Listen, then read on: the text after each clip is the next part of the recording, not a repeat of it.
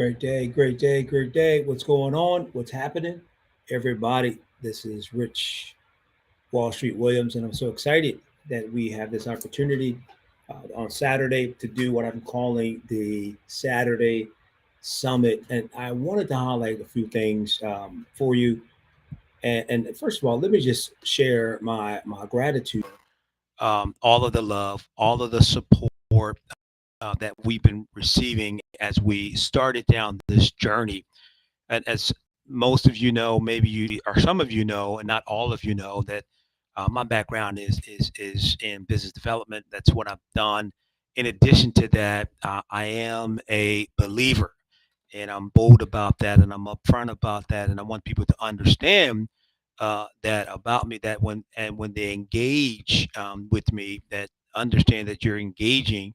Not only am I a businessman, but I have biblical principles that I believe is instrumental in growing our businesses. And so today's Saturday Summit is really about a webinar that we are preparing to do in a couple of weeks. And this webinar is about men being ready and leading boldly in their homes, in their communities, in their businesses, and in their churches. And it's about this faith-driven idea. I'm going to invite you early. For those that are watching this on YouTube, do me a favor, like it if it's right, share it if you care, and subscribe so that you can keep these videos alive coming to you each and every week. And so I'm just gonna quickly navigate through this about maybe 30 minutes, highlight what I am intending to share. But let me do this first. A little bit about myself for those who don't know who I am. I mentioned Rich Williams. I got the nickname Wall Street a long time ago. I was working for I think it was a financial annuity company downtown Bethesda, Maryland. And I'm walking in the office, and one of my coworkers says, "Rich, you walk like you got money." And this is, I don't know, maybe 15 years or so ago. And one of my coworkers says, "Rich, you walk like you have money." And we laughed. And I said, "No." And they said, well, you walk like you have money. We're going to call you Wall Street.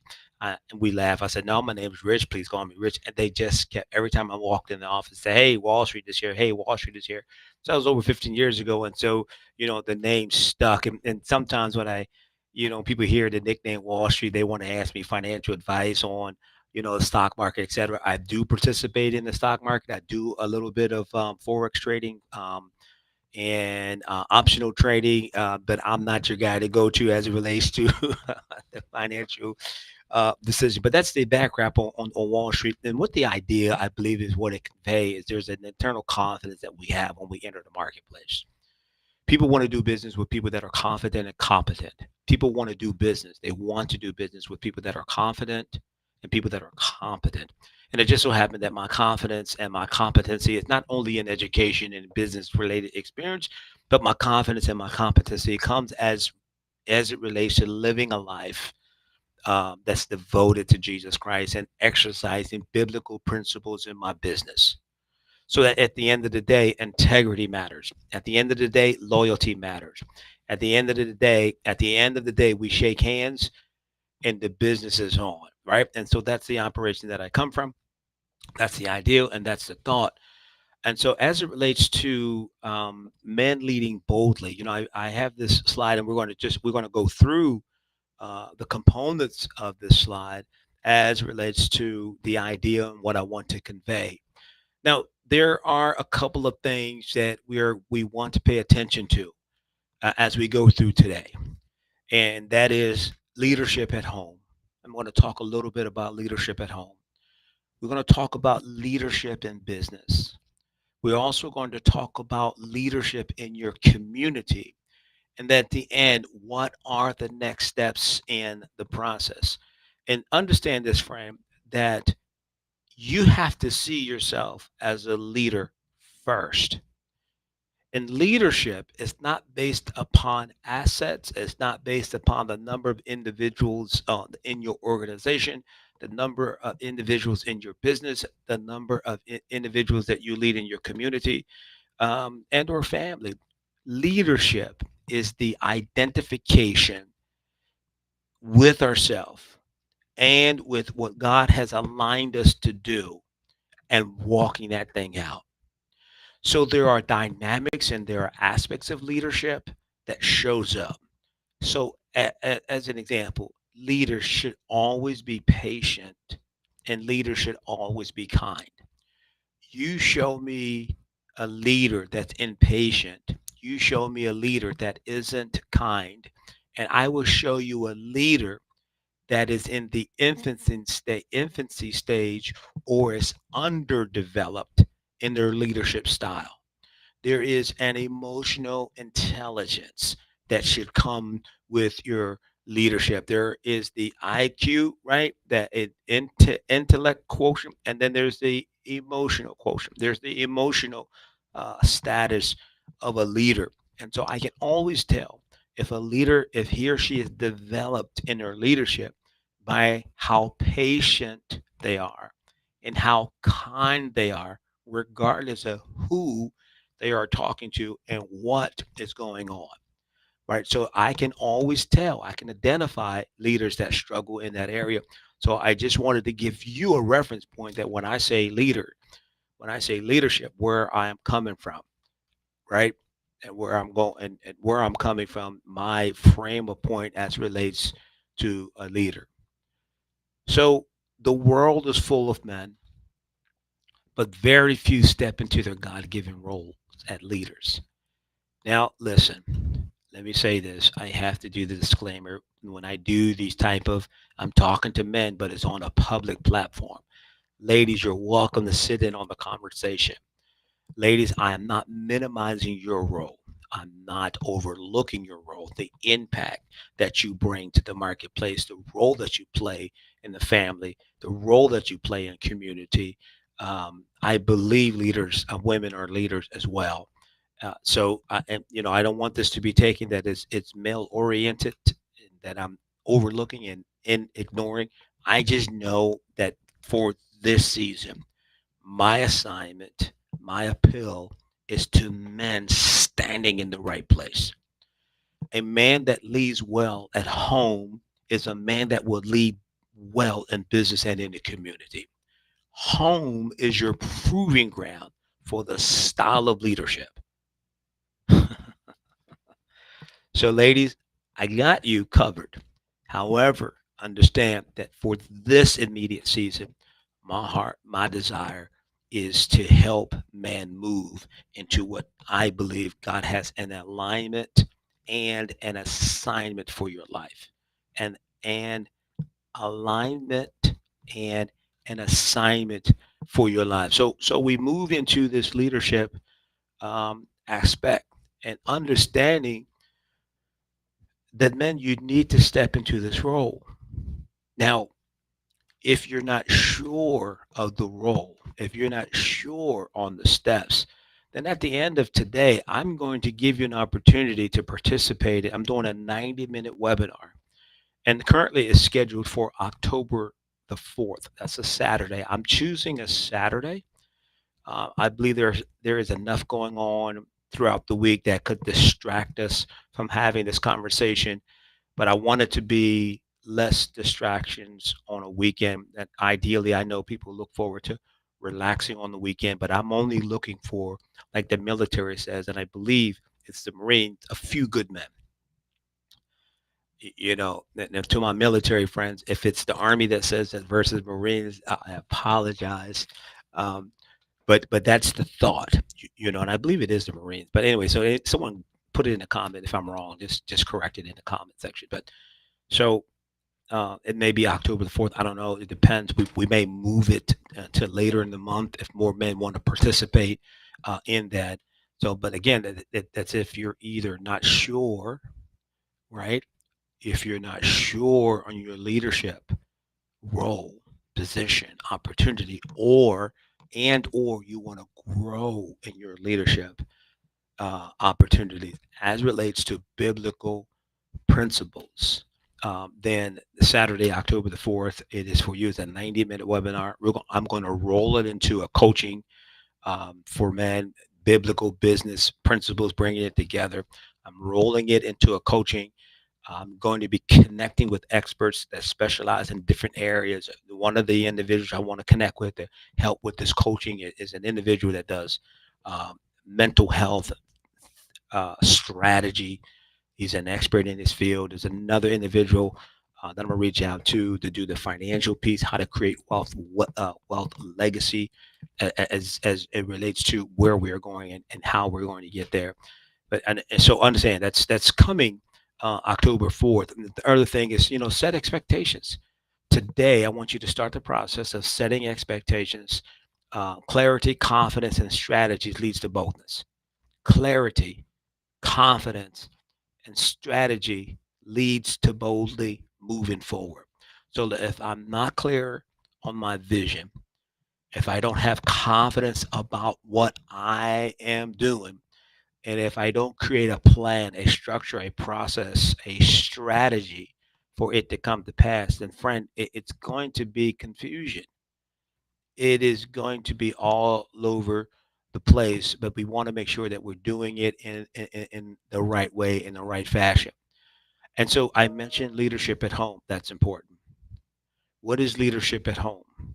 Well, the Bible says in First Timothy um, chapter 3, verse 5, if anyone does not know how to manage his own family, how can he take care of God's church? Now, that's on the ministry side. But, friend, you know what? It's also true in business. If I am not emotionally stable at home, if I am um, immature in my role at home, it is going to show up in the marketplace. And so we want to make sure that we are locked in at home. We want to make sure that we are confident at home. We want to make sure that home is in order. I was having a conversation not too long ago with my wife, and we're going to have an ongoing conversation today because of what is in my heart, the vision that's in my heart, and how her and I can work together, and the vision that she has and the vision that I have, and we want to build this 100 plus acre. Uh, I don't know what else to call it outside of this, but we know that at the very minimum, 100 acres, where we want to carve out a place where people can come and be refreshed, where people can live in an environment, in a community that is biblically based, and is almost like the old television show Cheers, where everyone knows your name and they're always glad you came.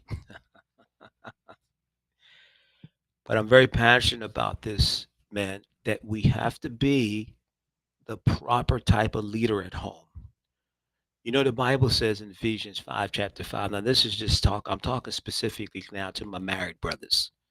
The Bible says in Ephesians chapter 5, verse 25, that we should lead, love, and serve our wives.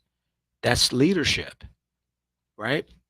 If I can't do those three effectively, well at home, listen, maybe you're not effective at it. Maybe you're not doing it well, but at least have it in your heart, have it in a desire that I want to lead at home. I want to lead my wife. I want to love my wife, and I want to know how to serve her. If you don't have that desire first, it's going to be challenging for you to manifest it and to introduce it into the home. So leadership starts at home and then it spreads abroad.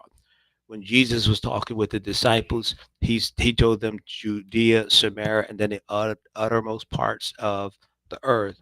Judea, Samaria, then the uttermost parts of the earth. It starts at home, it hit the community, then it spreads abroad. Then it spreads abroad. So you got to understand this leadership at home. Leadership starts with family foundation. What is your family foundation? Does your family have an article of organization? Do you have a covenant? My covenant at home, and my children are, my son is 33 and married, and my daughter's 31. That we had this thing, everyone knows that everyone goes. So there are ongoing conversation with our children of what we are doing and how we are doing it. Right? My daughter gave me My daughter, hey, listen, man, man, check out, mom. When you get a chance, don't do it right now because you're on this call. Go to Eden Official Music. You'll see my daughter doing her thing. I'm just really proud of her. She's moving down to this into music, and she sings with the Faith City Central music, Faith City Music Group at Faith City Central.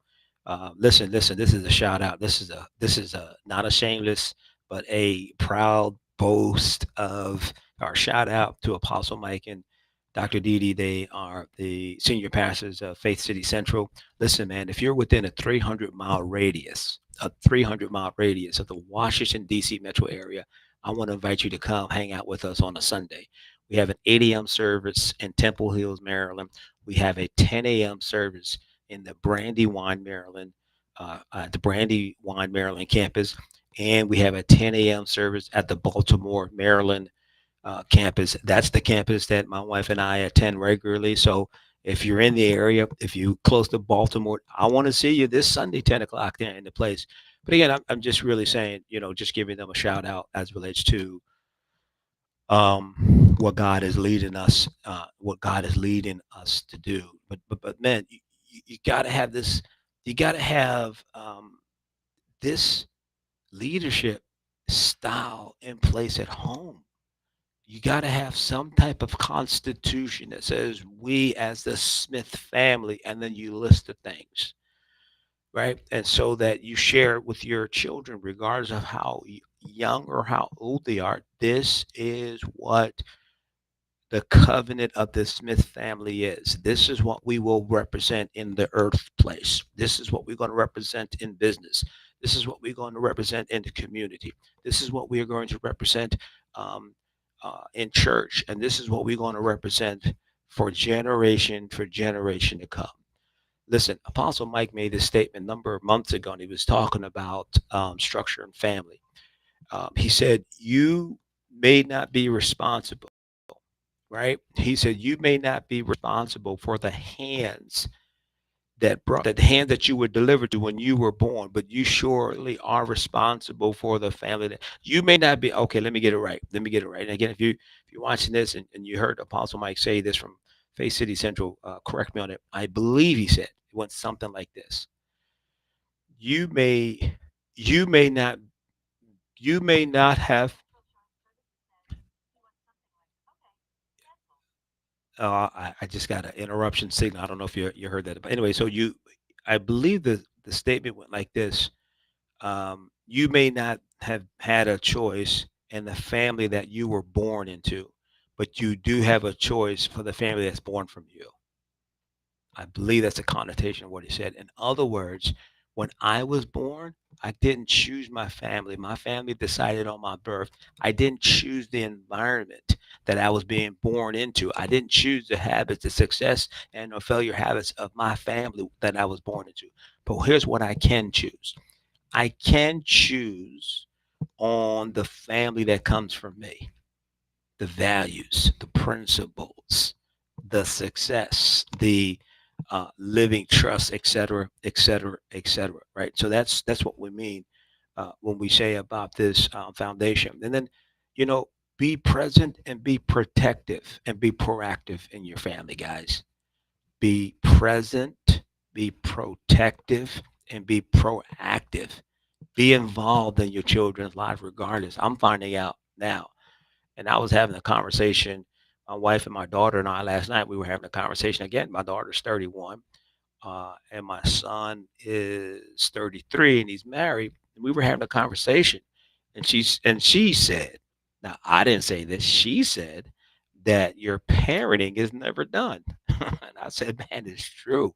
I thought my kids got to 30, 20 something, and I'm like, okay, hands off the wheel. You guys got this. But I'm involved on a weekly basis, and I love it because there is a level of respect that we have developed for one another, and I intentionally want to present myself as a safe place, judgment-free zone. My wife and I both do this. We present ourselves as a safe place for our kids to land, regardless of what they're going through and or what they are currently doing. Do we as parents agree with everything that they do? Absolutely not. I may not agree with what you are doing, but the love that we have as parents has nothing to do with the behavior. Did you catch that, guys? This is part of what I say, that you got to be present, you got to be protective, and you have to be proactive. You have to create an environment where your family, your children, they feel safe coming to you. Strong homes build strong leaders. And so we'll get into more details as it relates to what I'm sharing today in the 90-minute webinar. And then I'm going to create at this point, it's going to be at least a 6-week coaching for men. And we're going to go through each of those areas. And again, you'll see the information when we're ready to do it.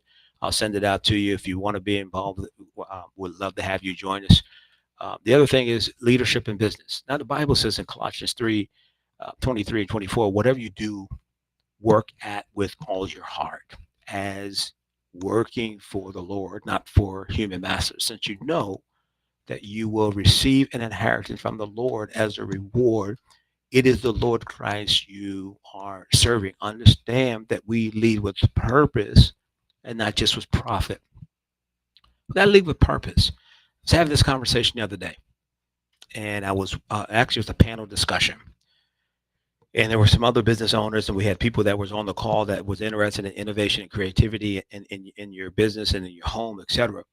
And so I was sharing with them that oftentimes frustration in life comes when we are doing a lot of activities, but we don't have an objective for the activity.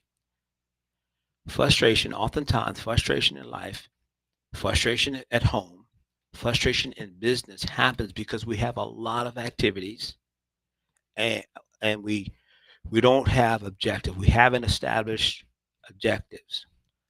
So we are busy, but we're not productive. We are busy and we are not productive. Therefore, the temptation is to focus on the what that is currently happening, and not the why that I decided to start this business, why the why being the reason I decided to marry her. The why is the reason I decided to, whatever the why is. When we lose track of why, what what is happening in my business frustrates me. Let me give an example. Um, there was a time in business where I was not successful. I didn't make the right decisions.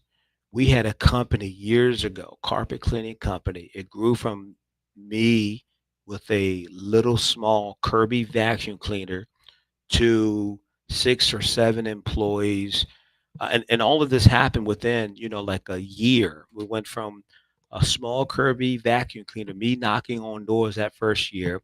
We made $783 in sales, but our expenses were $3,446. How do you remember that? Because I talk about it all the time, and it's registered in me. The second year, we went from that loss to gaining 2,000 a month, 4,000 a month, 5,000 a month. We was high as 10 or $11,000 a month, and in today's economy, that's like $21,000 a month. Just my wife and I and a few other people. But then challenges showed up. We had financial difficulties. We had tax issues. It got so bad that banks in my city would not cash checks from my company. That's bad. Can you imagine you work 10, 15, 20 hours or whatever the number of hours was? You go to the bank said, I can't cash that check. And so we had employees coming back and say, hey, I couldn't cash my check. The bank said, and we had to make maneuver, move cash from here to here. Here's a cashier check. It was crazy. Now that experience could have either killed the dream or provided an opportunity to learn and be an accelerant for the dream. I chose to look at it as an accelerant to my dream. In other words, I never forgot my why. I never forgot my why. So when what was happening, I remembered my why. Does that make sense? And so that's why it's important to lead with purpose and not just profit. So you want to shift from survival to kingdom minded growth. From survival to kingdom minded growth.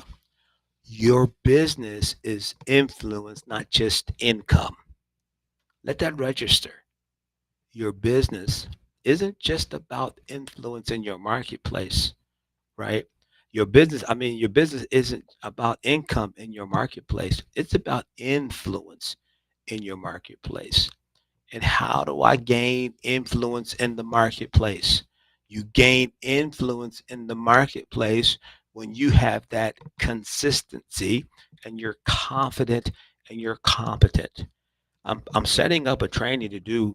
This training is specifically will be for brokers and those that own real estate franchises.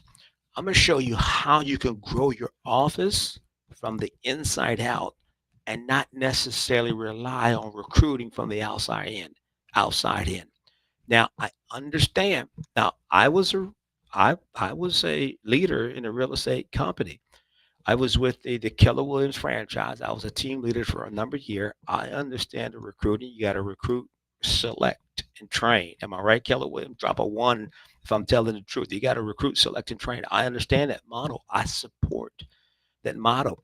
What I found over the years is inside of an environment like that, there is a tremendous opportunity to recruit from the bottom up. There is a tremendous opportunity to grow your organization, to grow your franchise from the bottom up. And so I decided over the past 8 years, I'm going to focus on how to do that. And so, but the point that I'm making is that you have to have the consistency. You have to establish the culture. You're going to have to establish a connection and you're going to have to establish your consistency. Your consistency. And so that's how you move with influence and not just income. And then the final piece of this leadership in business, which we're going to talk in more details in the webinar, is that the UVP and the MVP. And I don't mean the most valuable player. UVP is your unique value proposition. Why in the world would anyone do business with you? Because I'm a Christian business. Okay, all right. I'm going to play a little bit of challenging. Someone said, "Why should I do business with you?" Because I'm a Christian business. Here's my response. So what? So what? It's a great reason, but it shouldn't be the only reason. Am I making sense? So what's your unique value proposition? Your unique value proposition. Your unique value proposition is typically three, four, or five things that are a value. That's a value. It's that your core value as a business owner that you take to the marketplace. And then your MVP. Your MVP. And again, MVP is not most valuable player. It is your mission, vision, and purpose. Mission, vision, and purpose. Understand this, friend, that your mission and your vision is two separate things. Your mission and your vision is two separate things. And so you got to understand this process of building a mission statement, right?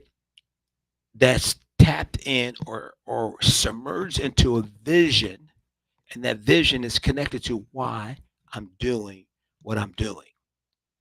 That's how you lead in business. That's how you establish the right kind of leadership in business. And then leadership in your community impact must be extend beyond yourself, serve as a mentor, uplift others, and legacy. I love this. Legacy is built. Legacy is built when others rise because of you. That's a sobering thought. Legacy is built when others rise because of you. That's powerful stuff right there. Other rise because of you. So that's it, friend. I hope that you got value out of this. Hit that like button, hit that share button, hit that subscribe button so that when we do more videos like this, more content like this, You'll get that information as well as the summit that we have going. So leadership isn't just given; it's chosen. I want you to step into your leadership daily. I want to invite you to join us for a 90-minute transformational webinar. The $97 includes a workbook, it includes an ebook, and it includes a 30-day business journal. And we have an early bird up until October 2nd. After that, the cost is 124.97. And then the third thing I want to invite you to is to join our community. We have a Facebook community. It's called the Biblical Business Builders Circle on Facebook. It's a private group. So when you see the group, you can ask to join the group, and then myself or someone from the team will add you to the group. So that's it, friend. I hope that you found value. It's Rich Wallstreet Williams from the Motivate Podcast Show. In the Motivate Podcast Show, we always say less, but we definitely